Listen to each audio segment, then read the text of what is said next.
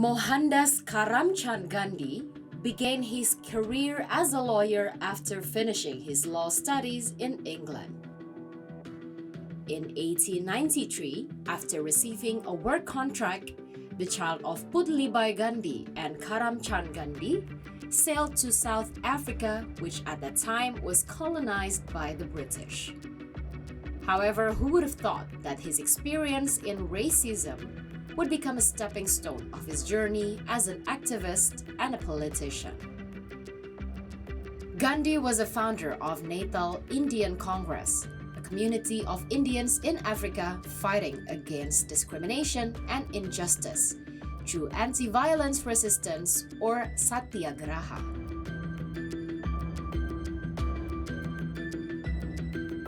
Gandhi's other staggering struggles occurred when he returned to India. Not only did he demand India's independence from the British colonization, opposed salt tax policy, and the discrimination of the caste system, Gandhi was also sent behind bars repeatedly throughout his life. Gandhi was honored with the title Mahatma that came from Sanskrit language, meaning great soul. In India, he was also called Bapu, a notable call for father. This is what Gandhi's most memorable known for, the father of India.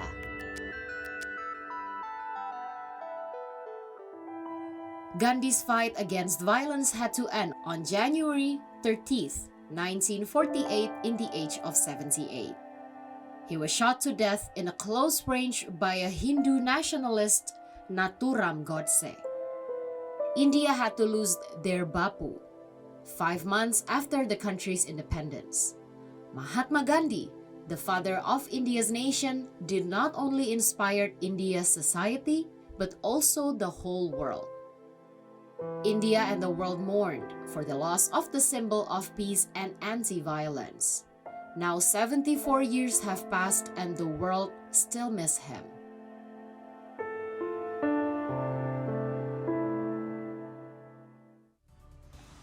So talking about Mahatma Gandhi, he actually also studied law in London. So Gandhi was called to the bar at the age of 22 in June 1891.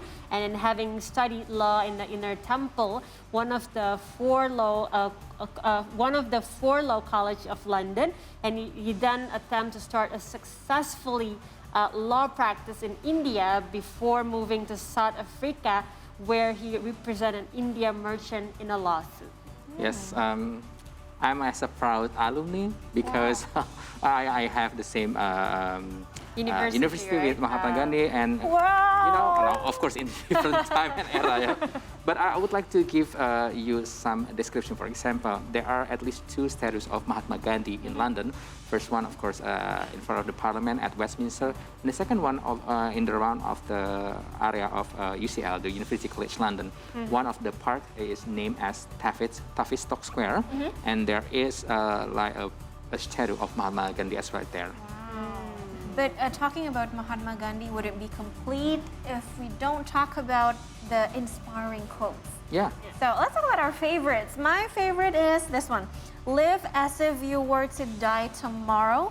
Learn as if you were to live forever. That's my favorite too. High five, Aubrey. What about you? Do you have any favorites? Yes, but right now not from Mahatma Gandhi, but from another international renowned leaders, from Nelson Mandela. Okay.